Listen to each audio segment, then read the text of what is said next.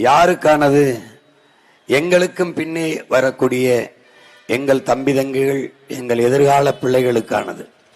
நாங்கள் எதையெல்லாம் இழந்தோமோ, எவ்விடத்தில் வீழ்ந்தோமோ, எந்த உரிமையெல்லாம் பறிகொடுத்தோமோ, எதுவெல்லாம் எங்களுக்கு கிடைக்கவில்லையோ அதுவெல்லாம் எங்கள் பிள்ளைகளுக்கு கிடைக்க செய்ய வேண்டும்.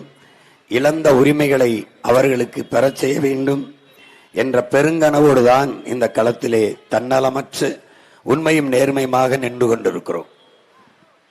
அதனால்தான் ஏற்கனவே இருக்கிற அரசியல் கட்சிகளோடு தேர்தல் உடன்பாடு இல்லாது, கூட்டணி நோட்டணி பேரம் பேசாது, தனித்து களத்திலே நிற்கிறோம்.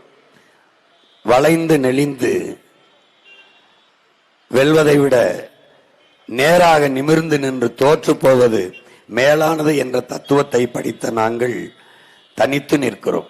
அடுத்தவன் தோல் மீது ஏறி நின்று நான் உயர்ந்தவன் என்று காட்டுவதை விட தனித்து நின்று உண்மையான உயரத்தை காட்டுவது மேலானது என்ற தத்துவத்தை படித்த நாங்கள் தனித்து நிற்கிறோம். என்றாவது ஒரு நாள் தோற்கப் போகிற ஒரு கோட்பாட்டை ஏற்று அதற்காக போராடுவதை விட, அதற்காக உழைப்பதை விட, என்றாவது ஒரு நாள் வெல்லப்போகிற ஒரு கோட்பாட்டை ஏற்று அதற்காக உழைத்து தோற்று போவதை நான் மேன்மையாக கருதுகிறேன் என்று சொன்ன நம்முடைய மதிப்பிற்குரிய ஜவஹர்லால் நேரு அவர்களினுடைய தத்துவத்தை, சிந்தனையை படித்த நாங்கள் தனித்து நிற்கிறோம். தனித்துவத்தோடு நிற்கிறோம். உயர்ந்த தத்துவத்தோடு நிற்கிறோம்.